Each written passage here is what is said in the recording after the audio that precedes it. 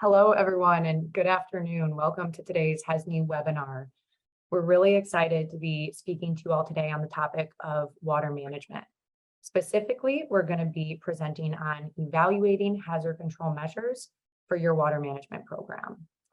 My name is Emily Schrader, and I will be co-presenting with my partner, Sam Schiavitti.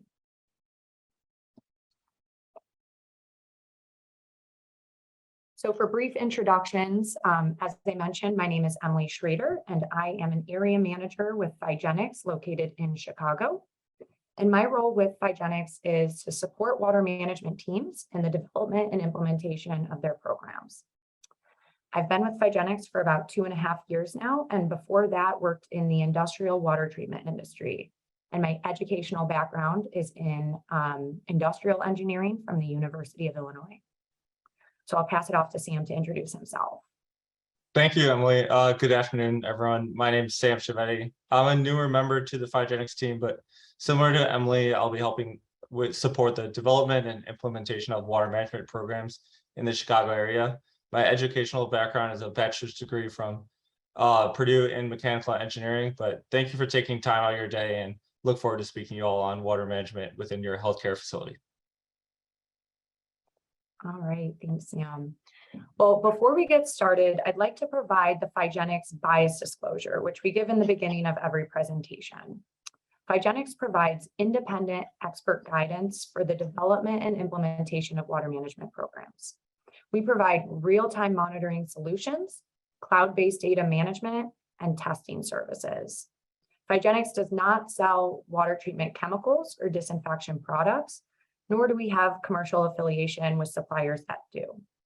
So our core purpose is to work with facility owners and managers to develop defensible, data-driven water management programs.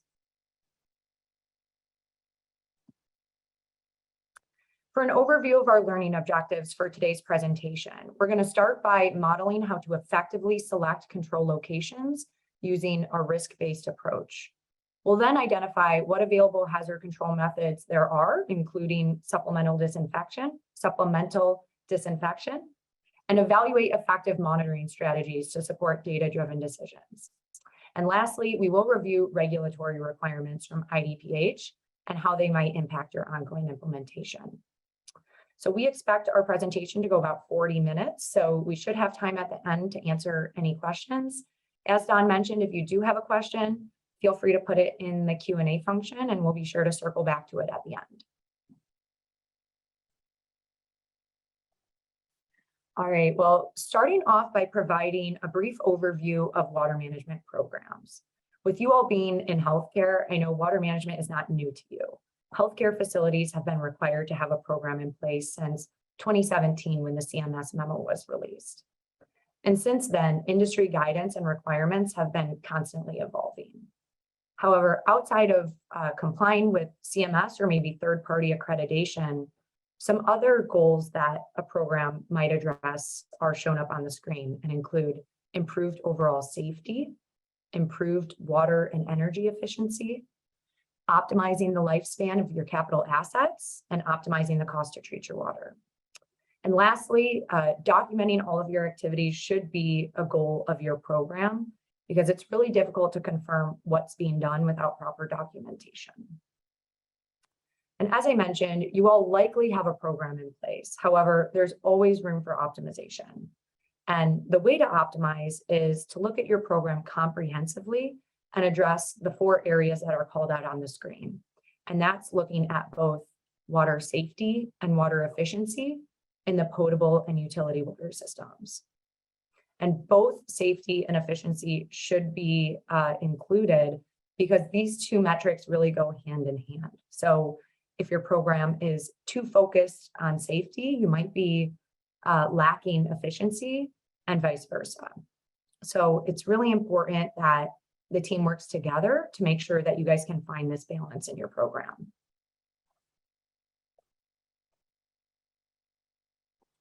So this slide shows the 7-step process of a water management program, which was adopted directly from the ANSI ASHRAE Standard 188.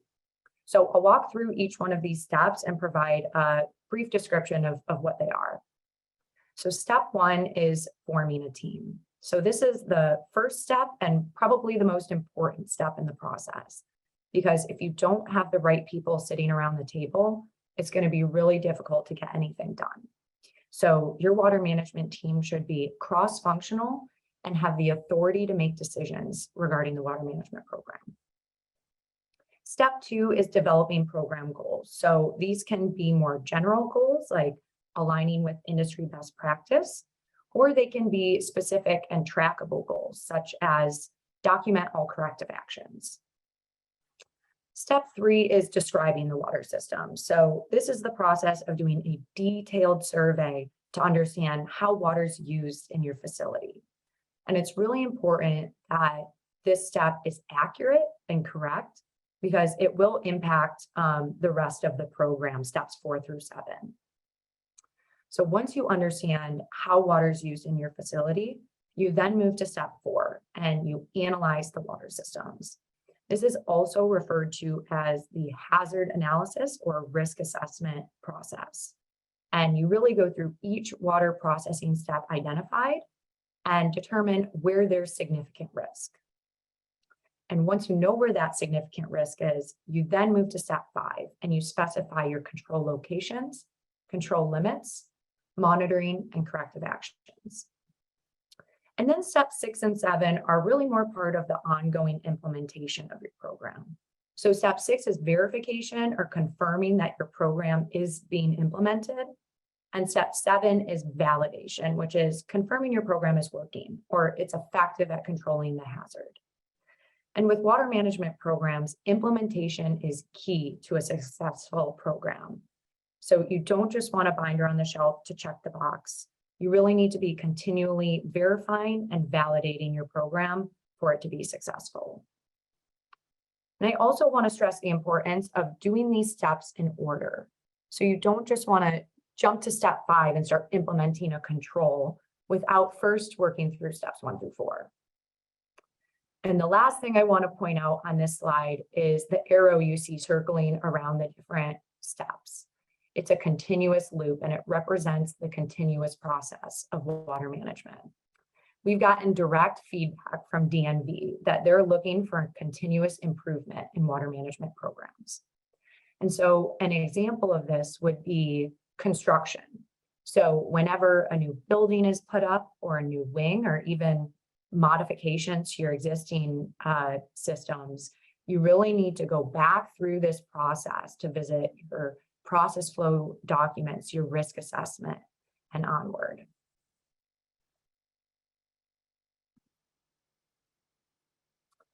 So as you are all probably aware, the Joint Commission did release new water management requirements earlier this year.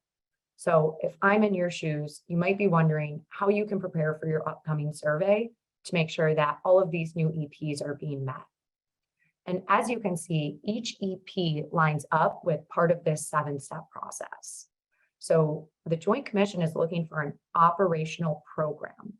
They're not just looking for a 200-page document, and they're also not just looking for test results, which is step 7 of the process. So it's really important that you hit all of these areas in order to be in compliance with those new requirements.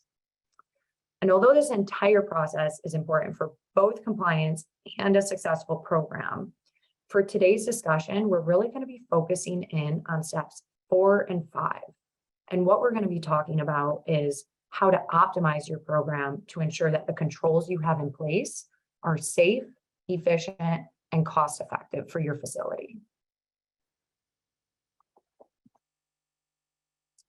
So starting with that step 4 and getting in a little bit more detail. So this is the process of analyzing the water system, or also known as the hazard analysis or risk assessment process. And it's really important that this step is done before creating your control program, because you only need to apply control where there is significant risk, which is determined in this step. So over the next few slides, I'll provide an overview of what that process looks like, along with some examples. So first, let's define what a hazard is. So a hazard is a physical, chemical, or biological agent with the potential to cause harm. So with water hazards, we really look at these three categories, and I can provide an example of what that might look like for each one. So a physical hazard could be scalding from hot water or steam. A chemical hazard might be lead or copper in the drinking water. And a biological hazard could be a waterborne pathogen, such as Legionella. So as we move forward, we'll really be framing the discussion mainly around biological hazards, since we see this as a very significant risk, both in complex building water systems as well as healthcare environments.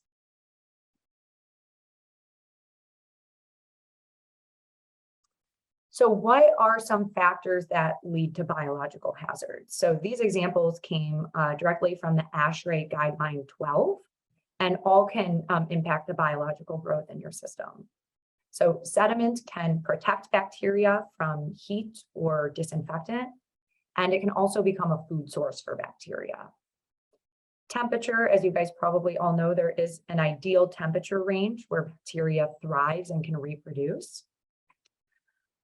Water age represents, how long that water has been sitting in the pipes. And so increased stagnation can lead to impact both your temperature and your disinfectant residual, and can increase your bacterial growth. Lastly is disinfectant residual. And this is something that can help control bacteria. So if you have specifically a lack of disinfectant residual, that can certainly lead to increased bacterial growth.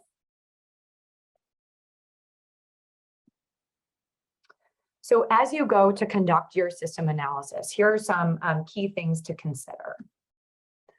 So first, you want to make sure that your process flow documents are complete and confirmed before you move to your system analysis.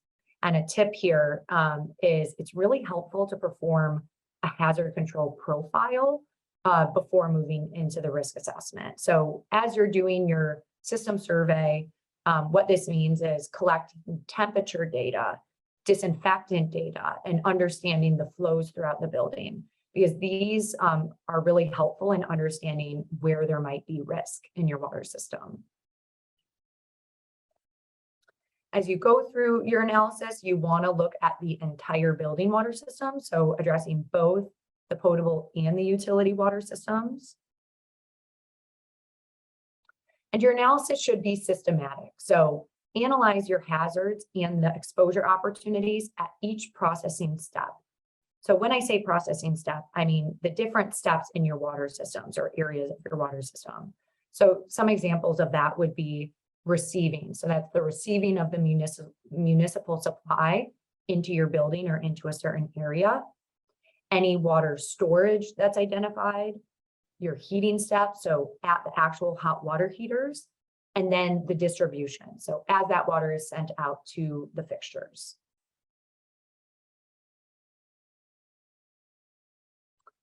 And then you want to evaluate the risk at each step. So it's important to note that hazard is not the same thing as risk. So these terms cannot be used interchangeably.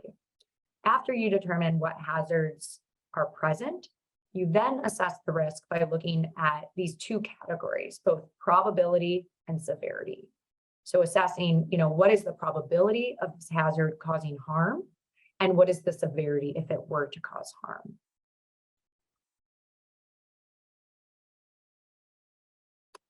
So to summarize, when conducting your system analysis or hazard analysis, there are three key questions to consider. So first is, what are the hazards, potential hazards, and hazardous conditions at each processing step? Is the risk of harm from identified hazards significant? And what controls are being applied or could be applied to reduce or eliminate the hazard? So I'll next show an example of what this might look like in your program. For this example on the screen, the team is assessing the hot water distribution processing step on the potable water side. And as you can see, they list out the potential hazards that could exist, both biological and chemical. And then the team assigns risk. So for this Example, the team determined that this is a risk significant step, and they justify that decision in the next box, which is the risk basis. So how the team came to that conclusion. And for this example, in the hot water distribution, the temperature is in the ideal range for bacterial growth. And there's also the opportunity for exposure to water aerosols in the distribution. So you then think about what controls are currently being applied or could be applied to help control the risk. So some examples up on the screen are flushing, filtration, or monitoring oxidant levels. And although this is not a requirement, it's always good to think about what the cost impact might be for implementing different controls. This really ties in that efficiency piece. And so, flushing or monitoring oxidant levels might increase your operational cost, while implementing a filtration system might impact your capital cost, but also looking at cost avoidance. So implementing these control measures will result in a decreased likelihood of a negligence lawsuit.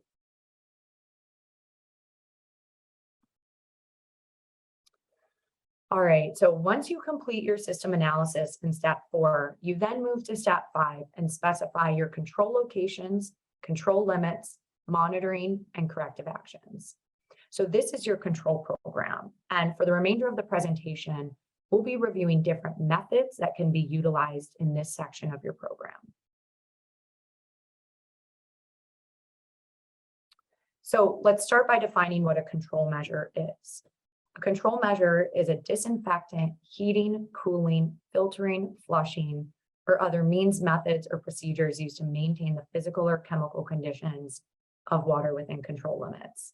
So that's a mouthful. So put very simply, it's something being applied to control the hazard in the water systems. And as you can see from the definition, there's so many options for control measures that could be applied. So moving forward, we'll really focus on understanding these different methods to determine how they might fit into your program. So at this point, I'll hand it off to Sam, and he's going to walk through what the available hazard control methods are. Awesome. Thank you, Emily, for speaking to everyone thus far. I hope Emily's insight about the water management program and being able to identify opportunities to improve both safety and efficiency of your building was helpful. And now that you all have a better understanding of what to look for, I'm sure the question on a lot of your minds is, what can I do to control such hazards? And in the following part of the presentation, we're going to dive a little bit deeper to help educate you on what methods are available to control hazards.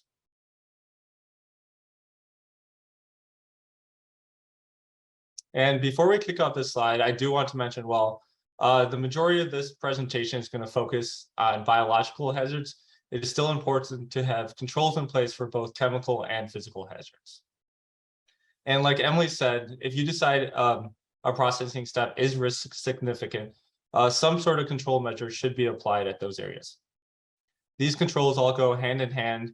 It is important to use data collection to make the most educated decision on which control makes the most sense for your facility.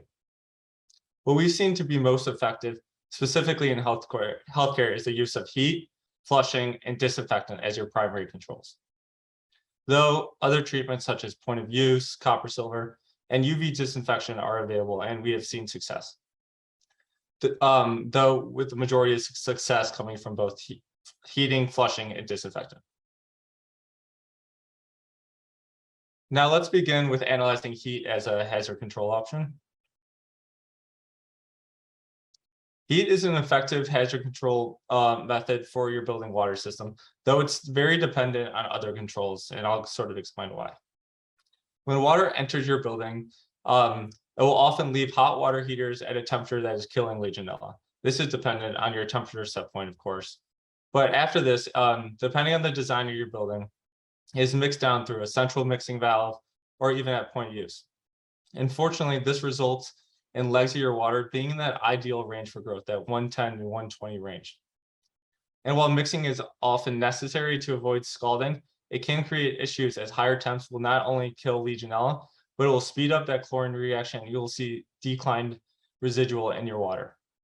To avoid this issue, something we've seen VA facilities do that have a lot of success is that they will maintain very high temperatures throughout their distribution, and then they'll mix down right at point of use. That way they're prohibiting Legionella growth in their distribution, but then also combining that hot water, which often is declined in disinfectant, with higher disinfected cold water. Heat is a great control, but it's very limited to the design of your building water distribution. And we've worked with a facility that decided to make heat as their primary control. And when they did this, they just spent millions of dollars to retroactively change their facility for heat as the control. The control of heat is only being applied where heat is applied. And once it goes through that Armstrong brain or that thermostatic mixing valve, the control of heat is lost and other controls might be necessary for the processing step called out. This is a great example of how a facility can incorporate heat as a control within its building water system. We like to recommend that for every location you decide is risk significant, the water management team should have a control measure, control range, monitoring method, monitoring frequency, a corrective action if you fall outside of range, and of course, some sort of documentation. Possessing these variables for every risk significant step not only helps control the hazard, but it's called out by both the Joint Commission and ANSI ASHRAE Standard 188. For this example, we decided that the hot water heater is a risk significant step and we must apply some sort of control. The team decided that to help control the hazard, at our hot water heater, they must maintain a temperature set point at or above 140 degrees. Applying heat as a control here with continuous monitoring can help your facility control the growth of biological hazards within your building water. Now let's consider one of the most successful controls that we've seen facilities implement, and that's flushing. Every, and I mean every water management program should have some sort of flushing program. Now, I'm sure you're wondering, Sam, why do we have to have a flushing program? Well, going back to that STAR terminology that Emily was talking about, the A stands for water age. And we know that one of the biggest factors that lead to biological growth within a water environment is age. Dead legs and sitting water will foster an environment that is ideal for bacterial growth. And when your water age increases, temperature decreases towards that ideal range for growth, and you'll also see a decline in disinfectant. Flushing or moving that water will replace that old stagnant water with fresh disinfectant water. Every water management program should have some sort of flushing program. And if you need more convincing, the Joint Commission specifically calls out a plan for addressing stagnant water. Flushing is essential to the success of your water management program. And something that I do want to mention with this is that flushing should not fall simply on facilities. Quite often, the water management program strictly falls on the facilities group and it's their sole responsibility to maintain their water systems. But an effective flushing program should include EVS, construction, or other members of the facility to ensure that water is moving and we are reducing water age.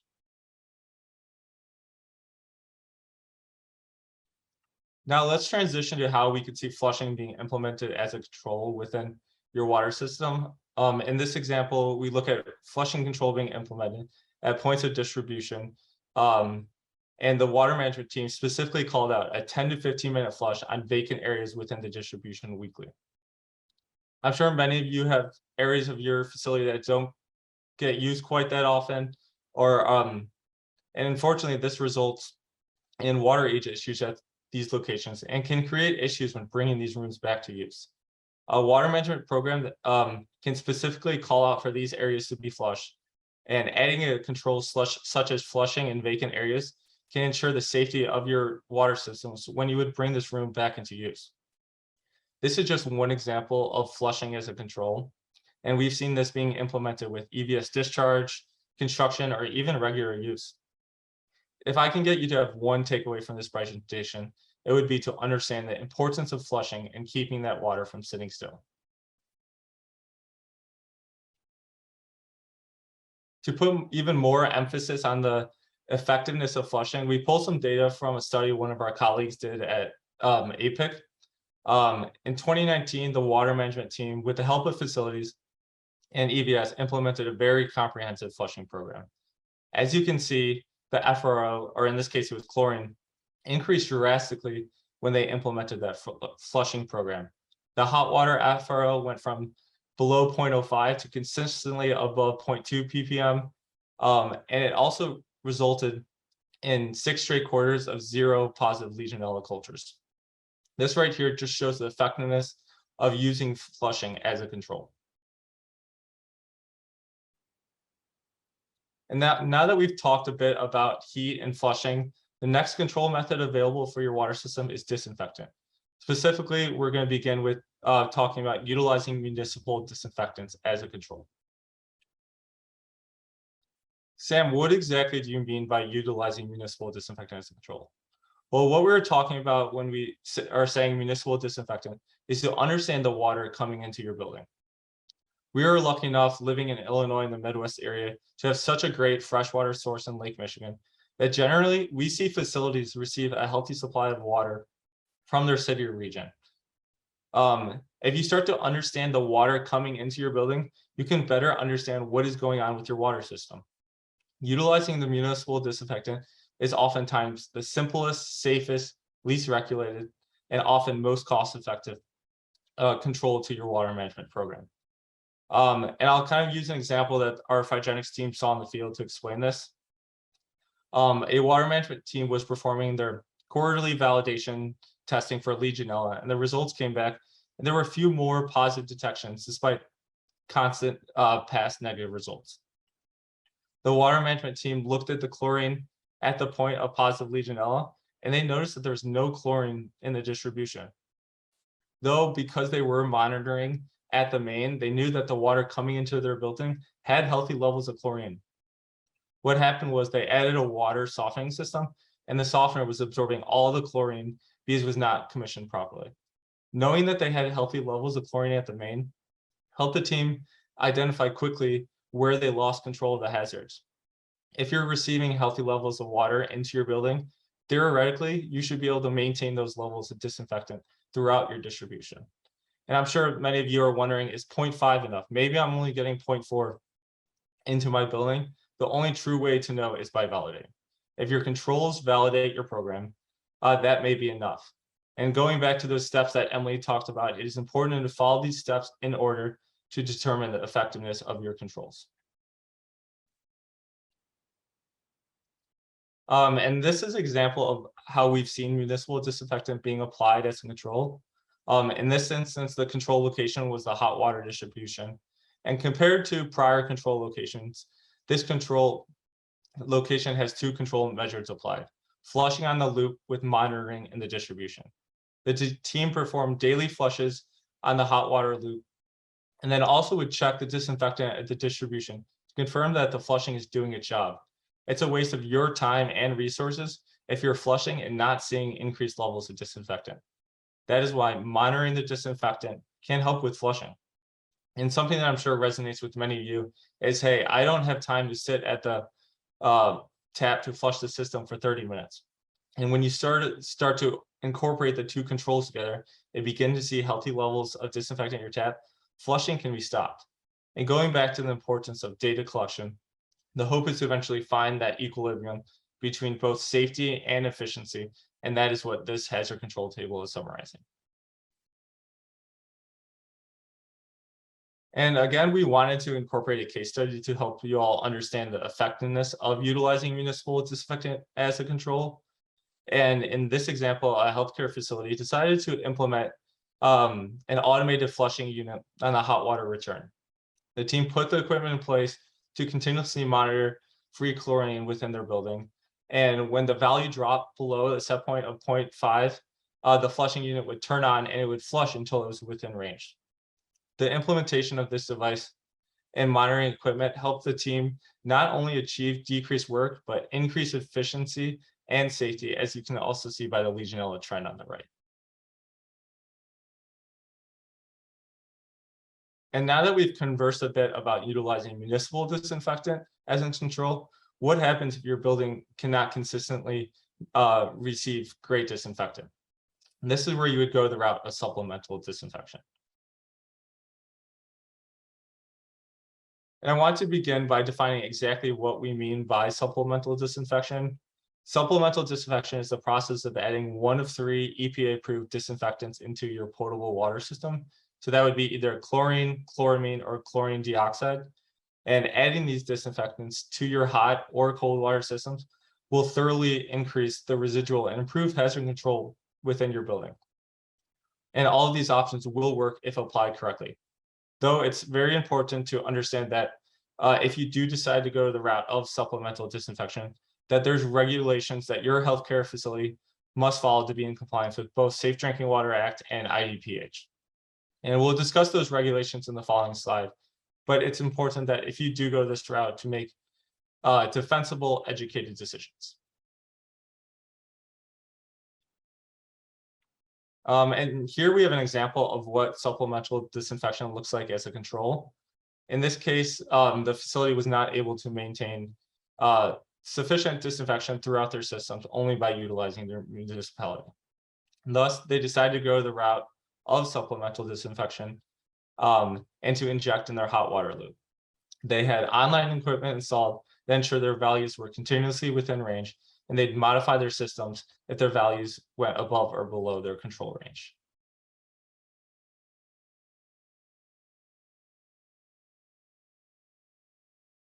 I'm sure this is an example of what supplemental disinfection looks like in terms of like the data. As you can see by the FRO trend on the left, their disinfectant values through their facility immediately increased. The control was working as applied, and they were able to improve their water quality in the hot water loop. Though, as you can see, supplemental disinfection did not solve everything. The water management team thought that supplemental disinfection was the only control necessary, but they found that they had to continually incorporate other controls into their program and continually revisit their water management program, as these are ongoing programs that require continual adjustments.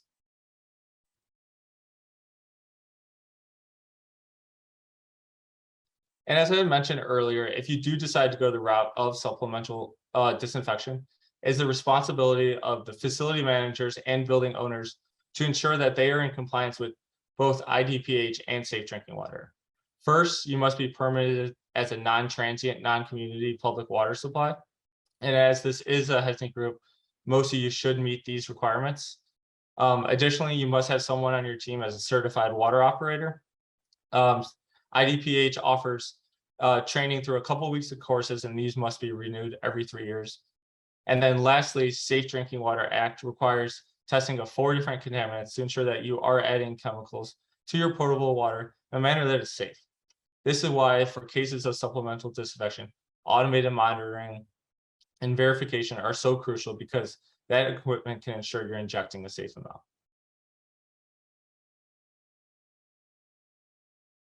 And these are the required tests set forth by Safe Drinking Water Act. The tests include total coliforms, which indicate the presence of disease-causing organisms, lead copper, as increased disinfectant can cause corrosion within your plumbing, disinfection byproducts, as when these chemicals react with water, they can form disinfectant byproducts that can be harmful to people. And then lastly, depending on your water source, nitrate or nitrate. And something that I do want to mention is that once your system is permitted, IDPH is not going to email you or go to your facility asking for results. It is up to the team to ensure that these results get to IDPH at their defined frequency for compliance purposes. And this just kind of shows that added responsibility that comes with supplemental disinfection.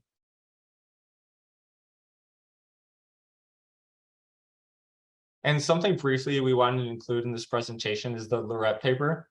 And if you or your water management team analyze your system and ultimately decide to go the route of supplemental disinfection, we highly recommend that you review the Lorette paper. The Lorette paper is a study done by a few individuals that compared the effect of 6 different disinfectants. It was an independent study done in a controlled environment that analyzed the effect based on performance, safety, cost, and simplicity in controlling Legionella and other biological hazards. And the study found that sodium hypochlorite, otherwise known as chlorine, ranked the best for controlling Legionella.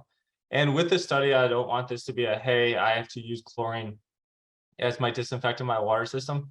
But when you do make these decisions, it's important to make an educated, defensible decision about which solution makes the most sense for your facility.